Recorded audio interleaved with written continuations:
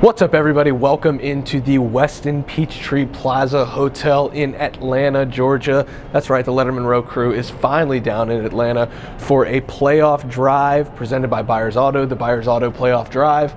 That's the 40-year vet Tim May. That's Andy Backstrom on site here in the Peach State for the Peach Bowl semifinal between Ohio State and Georgia. Ohio State offense took its turn speaking to the media today, and then the Georgia defense. So a lot to break down, Tim, and that's where we start. Mayan Williams scratched from the media list today. According to Chip Trayanum, was feeling the buzz was palpable through the room. Yeah, but according to Chip Trayanum, he was just feeling. Mayan Williams was feeling just a little under the weather. So they sent another running back who's going to be available for them at their disposal. I think they'll have Mayan Williams for this game. But we talked to Chip, who seems, Tim, to be pretty happy at running back. Not really thinking about linebacker anymore as we stand here on a Tuesday morning in cold Atlanta. Past everything that Chip talked about, expressed and stuff. Imagine what's going through his mind that he came here to play linebacker from Arizona State. He's originally from Ohio, obviously. Ohio State recruited him as a linebacker part, and he went to Arizona State to play running back. Yep. He comes back here, and then when you hear Ryan Day talk about him, that he was, in essence, their best answer for what they wanted to do against Michigan at running back. I'm not sure where his mind really is right now, except that I think in his brain, I think once you play running back, it's hard to get that out of your system of being the guy toting the rock, being the guy responsible for the other 10 guys' wherewithal. Yeah. And I think he's embraced that. And that's what stands out. And it's funny how the depth chart at running back has just like done this all year, from who's available, who can play, who's 100%, who's even 90%. Now they feel like, even with Travion Henderson missing this game, they've got some options there at running back, and Chip Trayanum is definitely one of them. Yeah, Andy, and then beyond Chip Trayanum, we talked to Emeka Egbuka and Marvin Harrison, two of the most confident guys in the room, unless they were in the room with the Georgia defense, which we'll get to in a little bit. They both appear pretty locked in on what they're going to do. Also talked to CJ Stroud, but I think the main takeaways here were what Marvin and Emeka had to say just in general about this matchup. Marvin repeated his same message. Yes, I've had a good season, but the goals as a team that we set out to accomplish, we have yet to accomplish. And he's dialed in just like that. Same with Emeka. Was talking about their experiences last year in the Rose Bowl. That was when everyone kind of got to see firsthand what they could do as a duo. Now, the whole season, they're both 1,000-yard receivers. Obviously, Marvin was a Biletnikoff finalist, and Emeka had a great season of his own, and they have an opportunity to show really the whole world what they can do as a duo. And just hearing about some of the Georgia players talk about how Emeka is a great route runner too. A lot of times the attention is on Marvin and what he can do in contested situations, making catches left and right, the highlight reel grabs. But Emeka is a guy that I think could have potential for a big game here, just given how much attention there is on Marvin. Yeah, Tim, it's interesting to me because we talked to all of these guys, and then, oh, by the way, the Heisman Trophy finalist, CJ Stroud, we got to talk to him too. He's just kind of there at this point. Everyone knows who he is. Everyone knows what he is. The Georgia defensive players were very complimentary of C.J. Stroud, talking about how good he is. And this is a defense that's seen Bryce Young twice last year. They saw Bo Nix, who played at a high level all year, Will Levis, who's for some reason projected to be a first-round pick. They played against Hendon Hooker and really shut him down. But Spencer Rattler. Yeah, you can tell that they saying that. You can tell that they kind of hold C.J. Stroud in a little bit of a higher regard, and C.J. appeared, obviously locked in. He's getting ready to play in the college football playoff, but even quieter than a normal C.J. Stroud today. I think he kind of understands what's at stake here. Yeah, subdued might be the best way of describing him, but I think he's got confidence from just speaking with him, a confident feeling about what maybe they have planned for this game, from what I can tell. And just, I was just telling people that as the morning went along, just remembering last year before the Rose Bowl, I remember writing a story the day of the Rose Bowl for Lettermen Row about how Jackson Smith and Jigba had to lead this group of young receivers into the Rose Bowl because Chris Olave and Garrett Wilson had opted out of the game and stuff. And just funny how things have come 180 degrees from that to Marvin Harrison Jr. and Emeka Egbuka especially being just qualified, bona fide, big-time players now. That's got to have a settling feeling, giving you a settling feeling to your quarterback, who of course hasn't been able to throw to Jackson Smith and Jigba pretty much all year. Won't in this game, obviously. And but there's a confidence there that I think they seized on in the second half of that Rose Bowl from a passing standpoint, especially throwing the ball to Marvin Harrison Jr. That is carried through and is taken into the heights. The interesting thing is, as Marvin Harrison Jr. pointed out, this will be the first game he's ever played indoors in a dome. Same thing with C.J. Stroud. And I'm sitting there, both of them talking about that, and I'm sitting there surreptitiously thinking, well, that's because you didn't play in the Big Ten championship game the last 2 years. Well, that's not very nice. I know exactly. But the point being, this team, these guys all feel like they have something to prove, that they're not standing up on some podium going, hey, how great we are. They know they've got to prove it from a national TV audience and definitely a frenzied crowd here on Saturday night. But that's what stuck out to me, is just how calm the demeanor was for Emeka Egbuka, Marvin Harrison Jr., and C.J. Stroud today. It's interesting, Tim, because the word of the day in the ballroom up there on the 10th floor seemed to be Monarch? Tempo. Ohio State, everybody on the Ohio State side was asked about tempo. Paris Johnson was asked about it. Marvin Harrison, Emeka Egbuka, Chip Trayanum even a little bit. C.J. Stroud definitely. And then we talked to offensive coordinator Kevin Wilson, or Tulsa head coach Kevin Wilson. Sorry, Ohio State offensive coordinator. I don't know what to call him at this somebody point. was pursuing that angle. That's why you heard that. But it was just about everybody asking those questions about, is it worth going tempo? Because everyone remembers the Sugar Bowl against Clemson, where this Clemson defense was supposed to be very good, and Ohio State used tempo as its friend. Well, you look at what Tennessee did against Georgia. You look at what Alabama has tried to do the last couple times they've matched up. A couple other opponents that Georgia's faced. Tempo, it's got mixed results. It can really backfire on you if you use it incorrectly. But Andy, that is such a huge angle of this. Is Ohio State going to use tempo?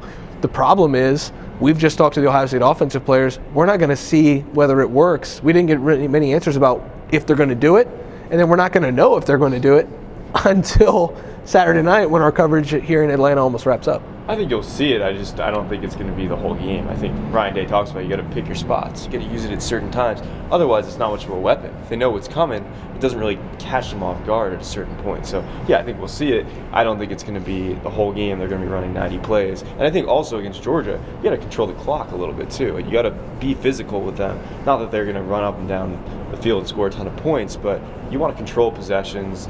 You want to make them sweat it. You can't give them a lead. If you play up tempo from the start and you go 3 and out, back-to-back drives to start, they score 2 touchdowns, now you're down 14-0, and that's where Georgia loves to be. They love to play with the lead. So I think they'll use up-tempo offense for sure, but I don't anticipate it to be the whole game plan. Yeah, the thing about up-tempo and Ohio State can go to that, there's a difference between having a play, hurrying up to the line, and then waiting for the play call. Where Ohio State, I think, has been at its best on occasion, has been playing up tempo like it's a 2-minute offense. Yeah, like you're getting after even a 4, Tim. And the other thing about it is you want, like Andy pointed out, you want to beat on this Georgia front if you can, meaning make them play a bunch of plays in a row, wear them out to a certain extent, because they're human, they're violent. I was going to say violent as hell, but that's a little bit over the top. They're extremely violent the way Georgia's front 7, especially their front 4, like to play. But you can wear on those guys. To wear them out may not be the right term. Jalen Carter and these guys, Zion Logue is a load, at that middle guard nose tackle position. But you definitely want to make them play after play after play if you can, and sort of because that is the strength of their defense. I know they cover well. I know the Ringo kid is big time. He's going to be a first-round draft pick probably at one of the corner spots. But you just want to make them play after play and wear on them a little bit. And I think Ohio State has that capability. But like we saw in the third quarter against Michigan, not if you don't convert on third downs, not if you have stupid penalties right on down the line, which sometimes when you're trying to play a hurry up, you can shoot yourself in the foot. And that's the thing, Ohio State, whether they've got that figured out, like you said, we won't know till we're standing here at midnight on Saturday night on whether they've corrected some of those wrongs that they had in the second half against Michigan when they scored 3 points. You got to score more than 3 points in the second half. As Kevin Wilson pointed out, you got to figure you got to get into the 30s to win a game like this. Absolutely, Tim. And I think that's, as we pivot here on the Buyers Auto playoff drive, the Georgia defense thrives when teams go tempo on it. in certain scenarios. We talked to Jamon. I hope I'm pronouncing that correctly. Jamon Dumas Johnson. Yeah. Sorry, excuse me. And he said that they were playing against Oregon, and Oregon tried to go tempo in the third quarter, and Georgia's defenders were out there for 5, 6, 7 plays at a time, and they look across the line, and the team that's supposed to be wearing them out is worn out because Oregon's offensive line has to defend those guys every single play and block them from getting to the quarterback. That can wear on an offense. And so this Georgia defense thrives on being violent, being fast, being physical, but also being durable and being able to, they roll deep, but if they don't have the chance to roll deep, they're out there for a few plays and they don't really care. They're still going to try to kick your tail. Did you watch them against Missouri when Missouri had some extended drives? They looked human. They looked human against Missouri. That's the point, and you're exactly right. The point about it is we can talk hurry up, we can talk tempo, whatever you want to call it all the time. You still got to execute it. I know. That's a coaching term. But if you go tempo and you don't execute, you've run 3 plays in about 30 seconds and they've got the ball back. You know? That's the one thing you can't do, as Andy was talking about. You gotta make the most of your opportunities in a game like this, and that will be so key on Saturday night. Yeah, Parrish Johnson talked about how, if you tell an offensive lineman this game's going to come down to physicality, that's the best thing you want to hear as an offensive lineman. They're embracing the fact that they need to be physical. They're embracing the fact that if they have any chance in this game, they're going to have to get push up front on both sides of the ball. Yeah. And they're going to have to at least put up a very good fight in the line of scrimmage. And they know that. So you can get kind of cute with up-tempo, and I think they will at times. I think that's a strategy that will be employed, 4-minute offense, 2-minute offense. They have that in their arsenal. For sure. But I think that ultimately this is going to come down to the line of scrimmage. Are they going to actually have a fight against this Georgia team? And yes, as you mentioned, it's hard to roll guys in with the up-tempo offense, but when you switch from series to series, Georgia can run.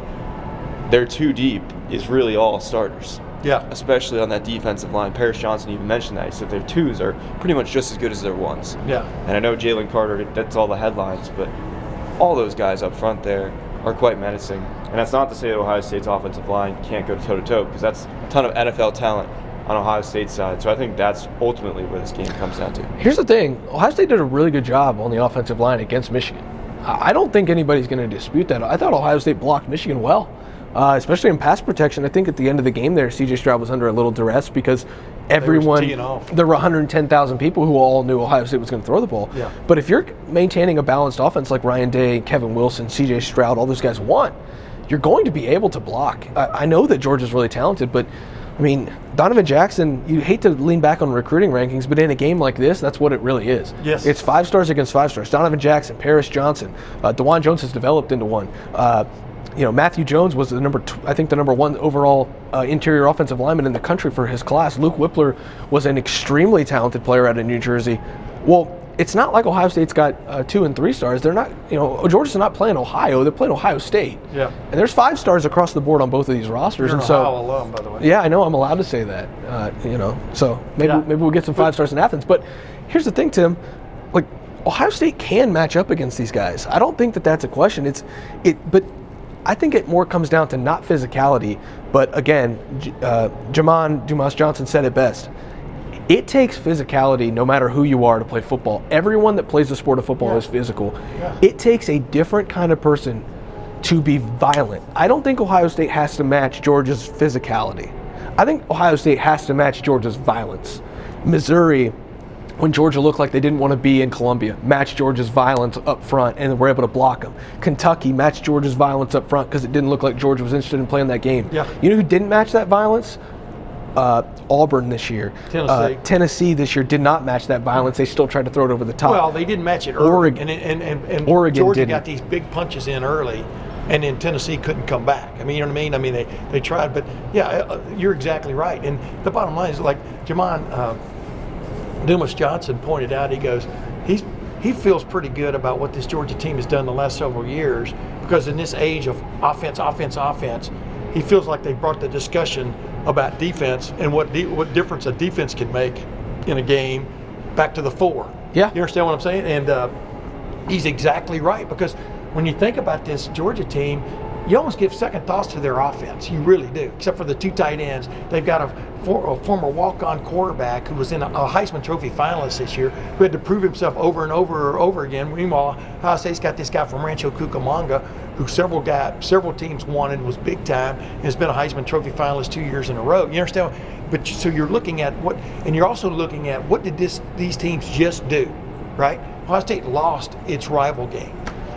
Georgia won the Southeastern Conference Championship game in fairly dominant fashion over LSU. That's what you remember most. But like you just pointed out a minute ago, once you put the big fans on and you blow the smoke away from that Ohio State-Michigan game, you saw these good things that Ohio State did, but what did they not do? Score. They didn't finish. They didn't finish in the red zone. They kicked field goals. And, of course, in the second half, they only scored 3 points. They had a chance at a touchdown there that would have changed that game, and the ball, got knocked out of Cade Stover's hands.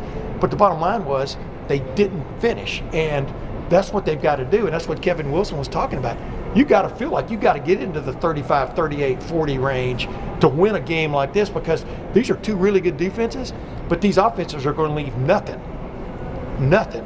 to imagine about what they can bring to the fore if, in fact, they're given that opportunity. And that's kind of what we're looking at right now. Two heavyweights, a little bit different styles, but going to come in there and just throw everything they got at each other. And it was kind of fun to talk to Chris Smith about Marvin Harrison Jr., about Emeka Egbuka, about these wide receivers, just because he knows, this is the best wide receiver room in the country. I think Georgia is, as Jim likes to say, champing at the bit to get to face these receivers because it's such a fun matchup. And I think that's something we're going to be tracking all week. But talking to Chris Smith was a lot of fun because you could see the glow in his eyes when he gets to talk about, facing these receivers, how good they are. I'll put it this way. Georgia's very confident up front because they're the Georgia front. But you can tell that secondary knows that it has its handful against Ohio State's wide receivers. And I think that's a good thing if you're Ohio State, knowing that, hey, Georgia sees it too. Yeah, and they want to bounce back after the game they had against LSU. Everyone's talking about how they gave up 502 passing yards. One thing that Kevin Wilson brought up, though, is that, they threw for that many yards, but they lost the game, and it wasn't particularly close either. If you look at the score. So that's something that people are pointing to. Well, wait, what do you do when you're behind? You throw the hell out of the ball, right? Yeah. Right. So, that's what goes back to the beginning of this conversation about getting down early, having to throw, and being one-dimensional. Yes, it worked, but they didn't win that game. They also gave up 50 points. It's one of those things where it's not going to be that simple of, test their defensive backs. Yeah, Ohio State might have the edge. I think they do on the perimeter with their playmakers, but that's not going to win them the game alone. Yeah. They got to control the front. Otherwise, they're not going to have any chance. They're going to try to bring pressure on C.J. Stroud, and they could very well succeed if there's no balance there. That's what Michigan did in the second half.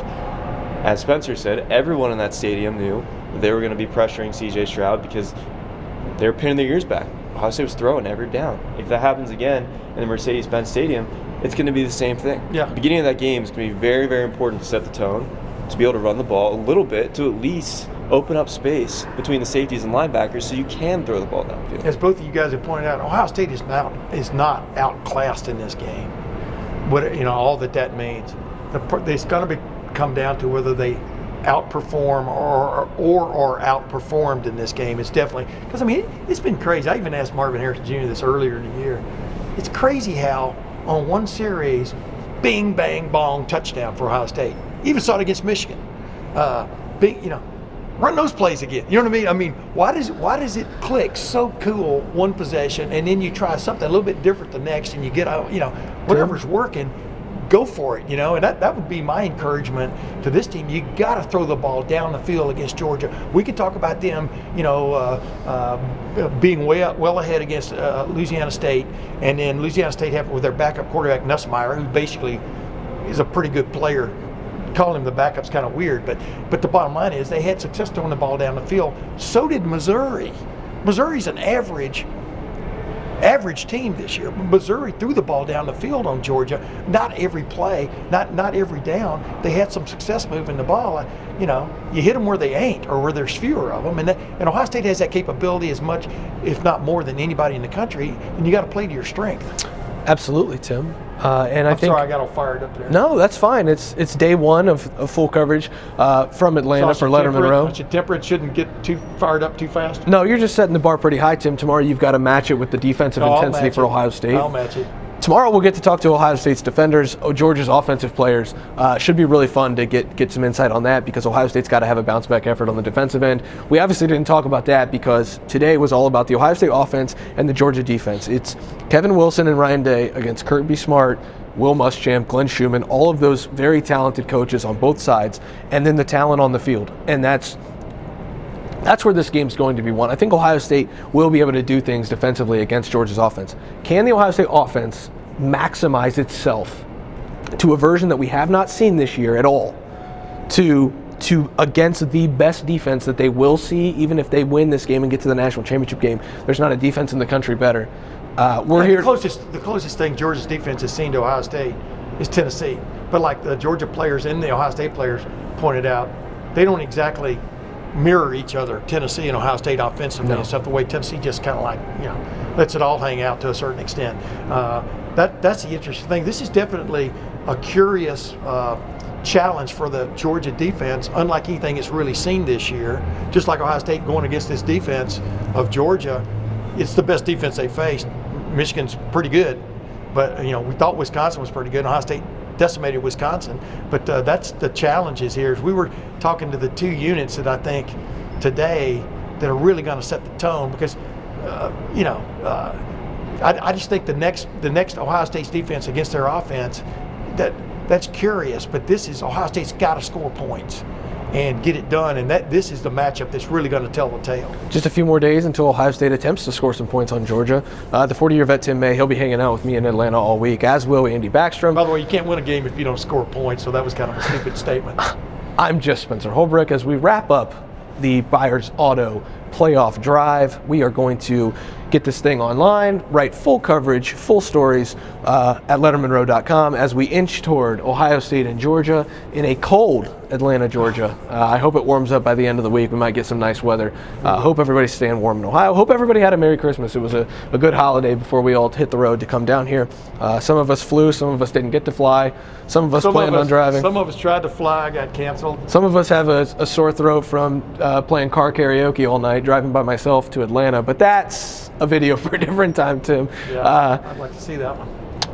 But again, 40-year vet Tim May, Andy Backstrom, I'm Spencer Holbrook. Thanks for watching the first Buyers Auto playoff drive. Stay tuned for full coverage at lettermenrow.com. You can get the full coverage, $10 till next August. That's a hell of a deal. But we'll be there hanging out in the Letterman Lounge message board as well. We will see you in Atlanta tomorrow for full coverage of Ohio State, Georgia in the Chick-fil-A Peach Bowl.